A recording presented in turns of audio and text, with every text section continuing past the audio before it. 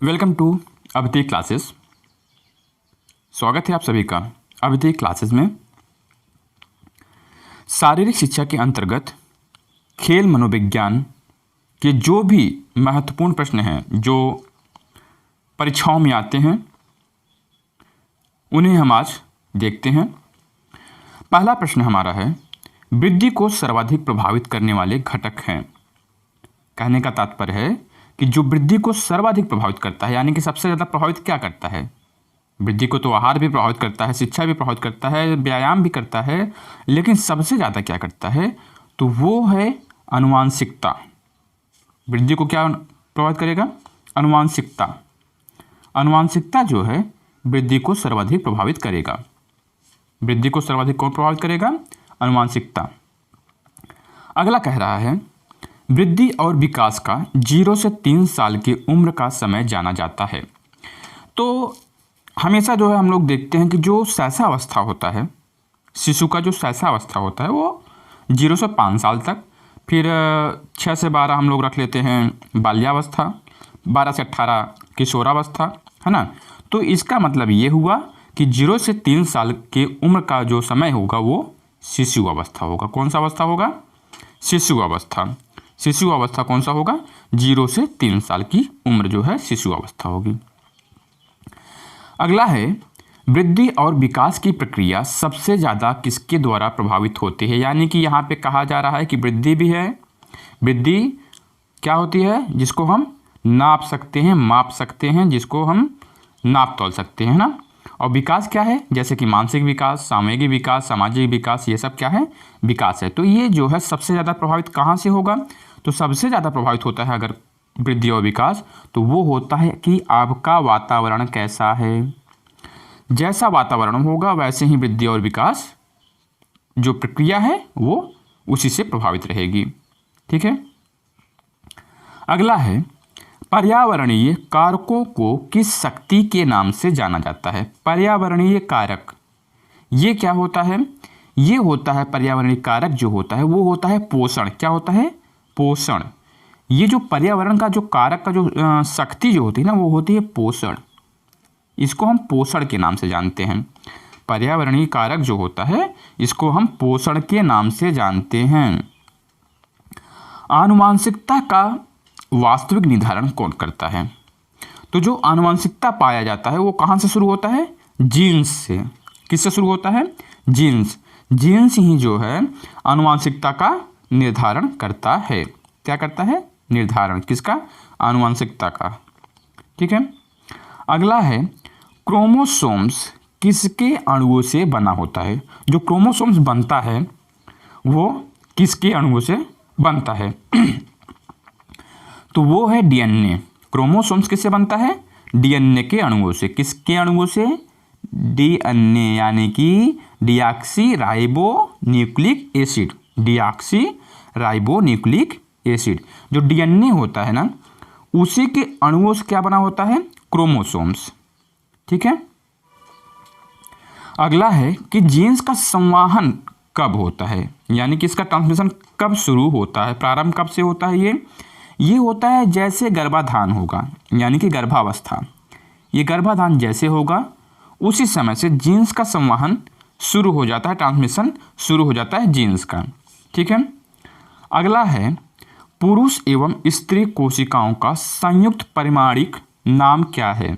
अब जब पुरुष एवं स्त्री के जो सेल्स हैं वो जब मिल जाएंगे, है ना, वो जब मिल जाएंगे तो क्या बनेगा? गेमेट्स बनता है ना, जिसको आप जाइमेट्स कहते हैं, तो लोग उसको बोलते हैं गेमेट्स। वो जो गेमेट्स होता है ना वो पुरुष और स्त्री की जो संयुक्त परिमाणिक होता है नाम, है ना, उसको गेमेट्स कहते हैं, है ना। गेमेट्स हो गया।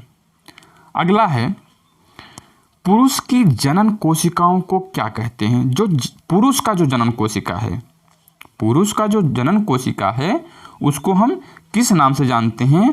तो वो है शुक्राणु। स्पर्म कहाँ से आता है? पुरुष के जनन कोशिका से, है ना। जनन कोशिका पुरुष का जो है शुक्राणु है और महिला का क्या होता है? अंडाणु, है ना। पुरुष शुक्राणु और महिला का अंडाणु, ये दोनों जब मिलते हैं तब बनता है गेमेट्स। क्या बनता है? गेमेट्स बनता है तब। अगला देखते हैं, इसमें कहा जा रहा है कि जीन्स कैसे कार्य करते हैं।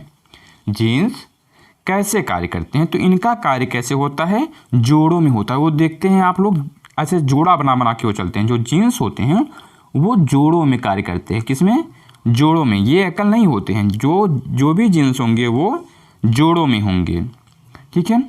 अगला देखते हैं, स्त्री की जनन कोशिका को किस नाम से जानते हैं। देखिए वो आ गया। तो स्त्री की जो जनन कोशिका होती है वो क्या होती है, अंडाणु, है ना। अंडाणु क्या है, स्त्री की जनन कोशिका। और शुक्राणु क्या है, शुक्राणु इसके पहले हमने पढ़ाया, स्पर्म जिसको बोलते हैं। तो स्पर्म क्या है, स्पर्म है पुरुष, है ना। शुक्राणु जो है, स्पर्म क्या है, पुरुष का कोशिका, जनन कोशिका। शुक्राणुओं में किस प्रकार के गुणसूत्र होते हैं। पुरुष के शुक्राणु में किस प्रकार के गुणसूत्र होते हैं, तो पुरुष में क्या होते हैं, एक्स और वाई। पुरुष के शुक्राणु कौन, स्पर्म कौन कौन से होते हैं, उसमें होते हैं गुणसूत्र एक्स और वाई, है ना। एक्स वाई क्या है, पुरुष में, पुरुष के द्वारा एक्स वाई गुणसूत्र बनाया जाता है। और स्त्रियों में लिंग संबंधी गुणसूत्र कौन से होते हैं, तो वो होते हैं एक्स एक्स प्रकार के। कौन से होते हैं, एक्स एक्स प्रकार के। ठीक है। एक्स एक्स किसमें होगा, स्त्रियों में, और पुरुष में एक्स वाई। और लड़का और लड़की कैसे पैदा होते हैं, जब एक्स एक्स होगा तो वो लड़की होगी, और जब एक्स वाई होगा तो वहाँ पे लड़का होगा। ठीक है। अगला है, जीवन सूत्र किसे कहा गया है। जीवन सूत्र, तो जीवन सूत्र जो है ना वो क्रोमोसोम से, क्रोमोसोम जो है वो क्या है, जीवन सूत्र है। जो जीवन सूत्र है वो है क्रोमोसोम। क्या है, क्रोमोसोम को जीवन सूत्र के नाम से जाना जाता है। अगला कह रहा है, मानव व्यवहार को प्रभावित करने वाली बाह्य उत्तेजना शक्तियों अथवा परिस्थितियों को किस नाम से जाना जाता है। अब ये कह रहे हैं कि जो मानव जीवन के, मानव व्यवहार को प्रभावित करेगा। अब आप ये बताइए, आप किस वातावरण में हैं, किस पर्यावरण में हैं, वहीं की परिस्थितियों को आप समझेंगे, वहीं की परिस्थितियों को आप धारण करेंगे, वहाँ के चाल चलन से लेकर बातचीत हर एक चीज़ वहीं का होगा। तो व्यवहार को जो प्रभावित करेगा सबसे ज़्यादा वो आपको पर्यावरण से मिलेगा। कहाँ से, पर्यावरण से। ठीक है। आगे देखते हैं, माता पिता तथा पूर्वजों से गर्भाधान के समय शुक्राणुओं एवं रजकरों के माध्यम से बालक को प्राप्त शारीरिक एवं मानसिक गुणों को क्या कहते हैं।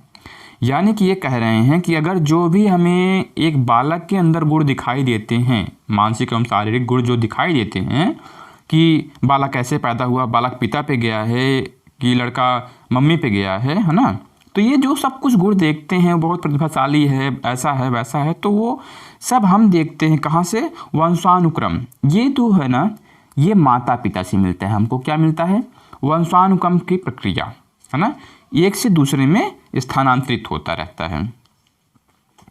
अगला कह रहा है, किस सक्रिय प्रक्रिया के कारण बालक की शारीरिक क्षमता, संरचना तथा मानसिक योग्यता में वृद्धि होती है।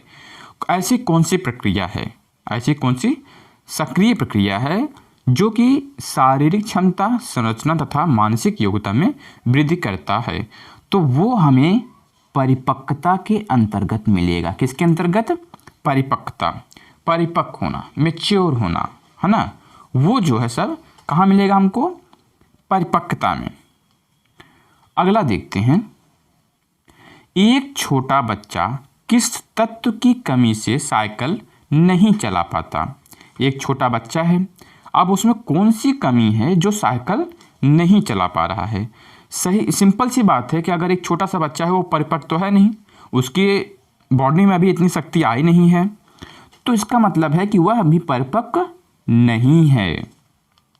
अगला है, जन्म के पश्चात जिस प्रक्रिया के माध्यम से आनुवांशिकता सक्रिय रहती है उसे क्या कहते हैं। जो किस समय, जन्म के पश्चात जो आनुवांशिकता सक्रिय रहती है तो उसे हम क्या कहेंगे, उसे हम कहेंगे जीन्स। क्या कहेंगे, जीन्स कहेंगे उसे, है ना, उसे हम कहेंगे जीन्स। अगर जो है यहाँ कहा जा रहा है कि x प्लस वाई प्रकार के गुणसूत्रों का क्या परिणाम होगा, इसके पहले हमने बताया आपको कि x और y जहाँ पे मिलेगा वहाँ पे क्या होगा, लड़का होगा। क्या होगा, लड़का होगा।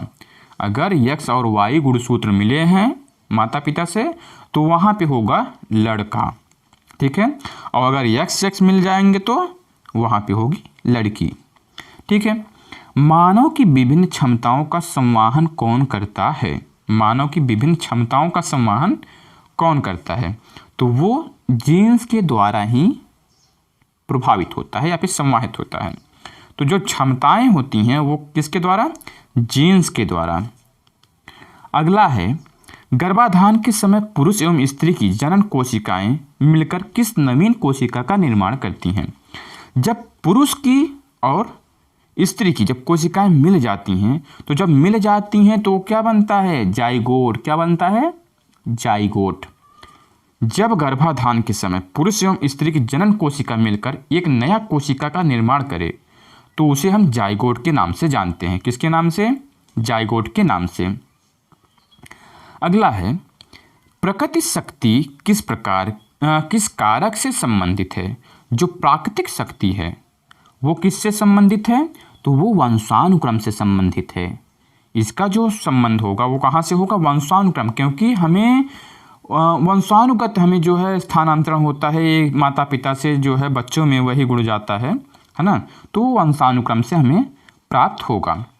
अगला देखते हैं, सर्वप्रथम मनोविज्ञान को किसका विज्ञान कहा गया? सबसे पहले जब मनोविज्ञान आया था तो उसको जो है नाम दिया गया आत्मा का विज्ञान। उस समय जो है मनोविज्ञान को आत्मा का विज्ञान कहा जाता था। अब जो व्यवहार का विज्ञान हो गया, पहले आत्मा फिर विचार फिर मन, है ना। तो ऐसे ऐसे बनता चला गया और आज जो है मनोविज्ञान को हम व्यवहार के विज्ञान के नाम से जानते हैं। मनोविज्ञान को चेतना का विज्ञान कब कहा गया? चेतना का विज्ञान, मनोविज्ञान को चेतना का विज्ञान कब कहा गया? 19वीं सदी के मध्य में। 19वीं सदी के मध्य में मनोविज्ञान को चेतना का विज्ञान नाम दिया गया। कब दिया गया? 19वीं सदी के मध्य में। अगला है, सर्वप्रथम मनोविज्ञान ने आत्मा, इसके पश्चात मन, तदुपरांत क्या खोया? यानी कि सबसे पहले हम इसको आत्मा के नाम से जानते थे, फिर इसको हम मन का विज्ञान कहने लगे, उसके बाद इसको क्या बोला गया? उसके बाद इसको बोला गया चेतना का विज्ञान। किसका? चेतना का विज्ञान। चेतना का विज्ञान, पहले आत्मा फिर मन और फिर चेतना को खो दिया ये, है ना। अगला है, मनोविज्ञान की उत्पत्ति किस शास्त्र से हुई है? तो जो मनोविज्ञान है उसकी उत्पत्ति हुई दर्शन शास्त्र से। जो दार्शनिक थे ना, उन्होंने जो है मनोविज्ञान की उत्पत्ति की। दर्शन शास्त्र से ही मनोविज्ञान की उत्पत्ति हुई थी। मनोविज्ञान किसका अध्ययन करता है? अब जो है आज के समय में मनोविज्ञान जो है मानव एवं पशु के व्यवहार का अध्ययन करता है ना। पहले आत्मा फिर मन चेतन, अब जो है अब क्या कर रहा है वो? अब जो है मनोविज्ञान मानव एवं पशु के व्यवहार का अध्ययन करता है, ठीक है। अगला है, आधुनिक समय में मनोविज्ञान को किसका विज्ञान माना जाता है? तो अभी हमने बताया कि मनोविज्ञान को व्यवहार का विज्ञान माना जाता है। आधुनिक समय में मनोविज्ञान को व्यवहार का विज्ञान माना जाता है। अगला हमारा है, मनोविज्ञान किस प्रकार का विज्ञान है? मनोविज्ञान जो है ना एक सामाजिक विज्ञान है। कौन सा विज्ञान है? सामाजिक विज्ञान है, क्योंकि व्यवहार का अध्ययन हम कहाँ करेंगे? समाज में करेंगे। तो मानव एवं पशु कहाँ पाए जाते हैं? समाज में पाए जाते हैं। तो समाज में जब हम व्यवहारों का अध्ययन करेंगे तो वही जो है सामाजिक हो जाएगा। तो मनोविज्ञान किस प्रकार का विज्ञान है? सामाजिक विज्ञान है। अगला देखते हैं, विज्ञान का प्रारंभ किससे होता है? विज्ञान का प्रारंभ, अगर आप जो है किसी वस्तु को लेते हैं फिर उसको निरीक्षण करते हैं, उसका निरीक्षण करते हैं, अवलोकन करते हैं, तो वहीं से विज्ञान का प्रारंभ हो जाता है। कोई बालक या फिर कोई व्यक्ति जो है किसी वस्तु का निरीक्षण करता है, अवलोकन करता है, तो वहीं से उसका क्या हो जाता है? शुरू विज्ञान का प्रारंभ वहीं से शुरू हो जाता है। ठीक है, निरीक्षण करने से। बालकों के विकास का अध्ययन मनोविज्ञान के किस शाखा में किया जाता है? बालकों के विकास का अध्ययन, तो विकास का अध्ययन किया जा रहा है, तो इसका तात्पर्य यह हुआ कि विकासात्मक मनोविज्ञान। कौन सा मनोविज्ञान? विकासात्मक मनोविज्ञान। जब विकास का अध्ययन किया जाए तो वो विकासात्मक मनोविज्ञान के अंतर्गत आता है। अगला कह रहा है कि मनोविज्ञान की मुख्य कितनी शाखाएं हैं? शाखाएं तो मनोविज्ञान की कई हैं, लेकिन मुख्य जो शाखा है वो सिर्फ 10 है। मनोविज्ञान की जो मुख्य शाखाएं मानी गई हैं वो सिर्फ 10 मानी गई हैं। ठीक है, अगला कह रहा है कि अरस्तु मनोविज्ञान को किसका विज्ञान मानते थे? अरस्तु एक दार्शनिक थे, है ना। अरस्तु जो है वो मनोविज्ञान को किसका विज्ञान मानते थे?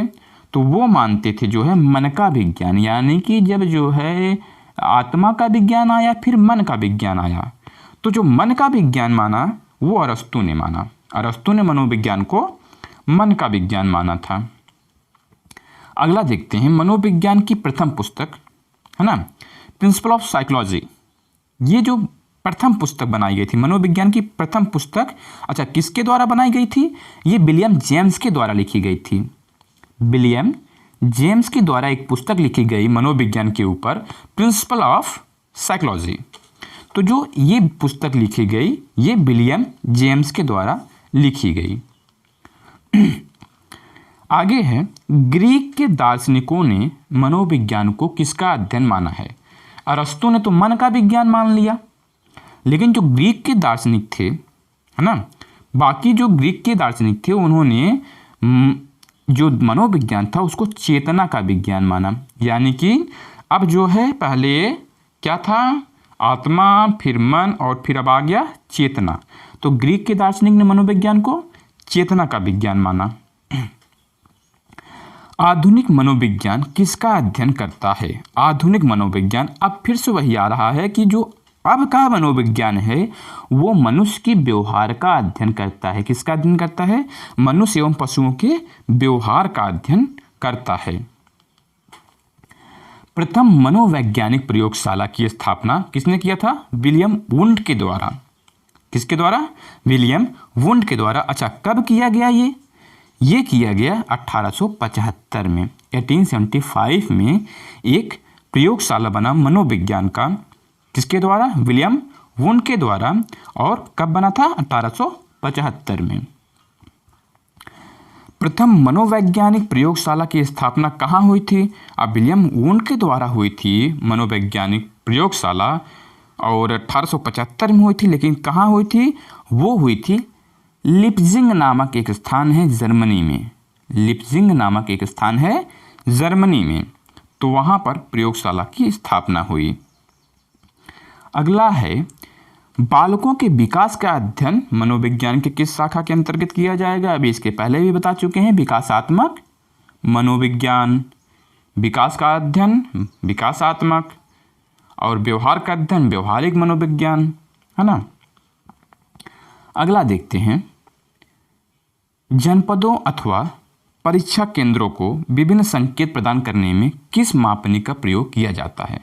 जैसे कि परीक्षा केंद्र है, अब जनपद है या फिर परीक्षा केंद्र है, उनको उनका मापनी करना है, उनका मापन करना है, तो वो किस प्रकार से करेंगे? तो हम उनका जो है मापन समाजीकरण के विधि द्वारा करेंगे। किसकी विधि? कौन सी विधि द्वारा? समाजीकरण के विधि द्वारा करेंगे। अगला है, किसने कहा कि खेल मनोविज्ञान एक व्यवहारिक मनोविज्ञान है? यानी कि आप खेलते खेलते व्यवहार बना लेते हैं। आप कहीं पे भी खेलने जाते हैं तो बहुत अच्छा खेलते हैं, तो लोग कहते हैं कि देखो बहुत अच्छा खेल रहा है, क्या नाम है आपका, या फिर एक व्यवहार सा बन जाता है, परिचय सा हो जाता है, उनसे सबसे एक व्यवहार हो जाता है। तो ये किसने कहा था? तो जो क्लार्क एंड क्लार्क हैं, इन्होंने कहा था कि खेल मनोविज्ञान एक क्या है? व्यवहारिक मनोविज्ञान है ना। आगे देखते हैं, किसने कहा कि खेल मनोविज्ञान शारीरिक तंदुरुस्ती का अध्ययन है? शारीरिक तंदुरुस्ती। अब खेल मनोविज्ञान को शारीरिक तंदुरुस्ती कह दिया गया। किसके द्वारा कहा गया? वो कहा गया के.एम. बर्न्स के द्वारा। के.एम. बर्न्स ने कहा था कि जो मनोविज्ञान है ना, खेल मनोविज्ञान, ये शारीरिक तंदुरुस्ती का अध्ययन है। यानी कि जो है किसी का शारीरिक तंदुरुस्ती कितना है उसका मापन है या फिर अध्ययन है, अवलोकन है, परीक्षण है ना। तो शारीरिक तंदुरुस्ती के.एम. बर्न्स के द्वारा। अगला देखते हैं, खेल मनोविज्ञान एथलेटिक्स में व्यवहार की खोज करता है। यानी जो खेल मनोविज्ञान है ना, उसका क्या कार्य है, एथलेटिक्स में जो व्यवहार है उसका खोज करना किसका काम है, खेल मनोविज्ञान का। तो ये किसने कहा था, ये कहा गया था लूथर के द्वारा, जॉन लूथर के द्वारा। जॉन लूथर ने कहा था कि एथलेटिक्स में व्यवहार की खोज कौन करता है, खेल मनोविज्ञान करता है। खिलाड़ी की प्रमुख मनोवैज्ञानिक विशेषता क्या है, खिलाड़ी की प्रमुख मनोवैज्ञानिक विशेषता क्या होनी चाहिए।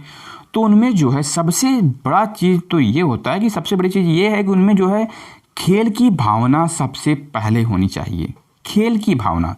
क्योंकि अगर आप देखो, हमेशा आप सुनते हो कि जो है खेल को खेल की भावना से खेला जाए।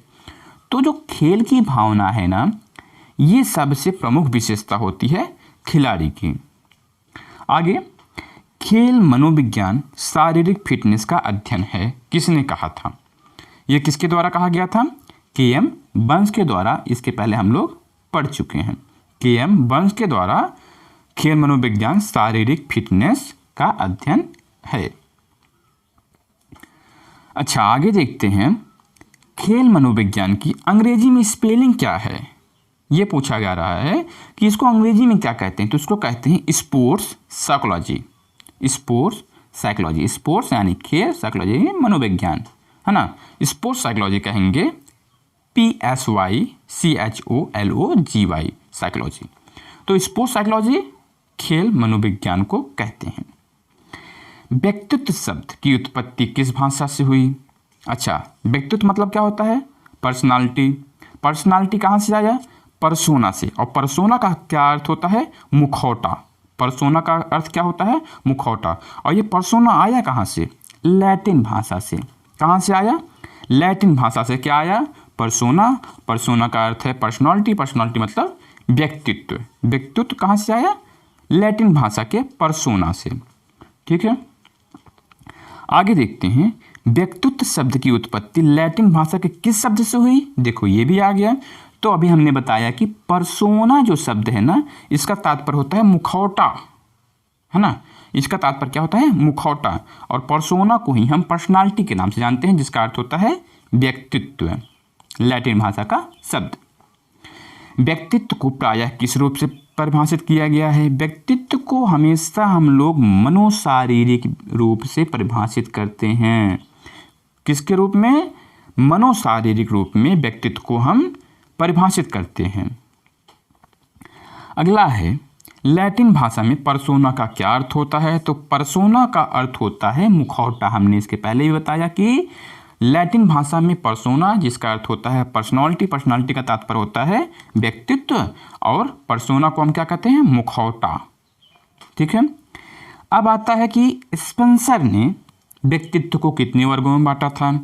स्पेंसर ने व्यक्तित्व को 6 भागों में बांटा था। स्पेंसर 6 भागों में व्यक्तित्व को बांटा हुआ था। ठीक है, अगला देखते हैं, निम्न में से व्यक्तित्व का निर्धारण कौन सा कारक करता है। व्यक्तित्व का निर्धारण कौन सा कारक करता है। अब जो है आपके शारीरिक और जो वृद्धि और विकास का जो वो होता है, तो वो तो आनुवांशिकता पे चला जाता है ना। वो तो माता पिता के गुण से आ जाता है। लेकिन जो व्यक्तित्व होता है, जो पर्सनालिटी हम लोग जो सीखते हैं, जो व्यवहार और व्यक्तित्व होता है अपना, ये आता है समाज से। निर्धारण कौन करेगा, सामाजिक तत्व करेंगे। ठीक है, तो व्यक्तित्व का निर्धारण सामाजिक है।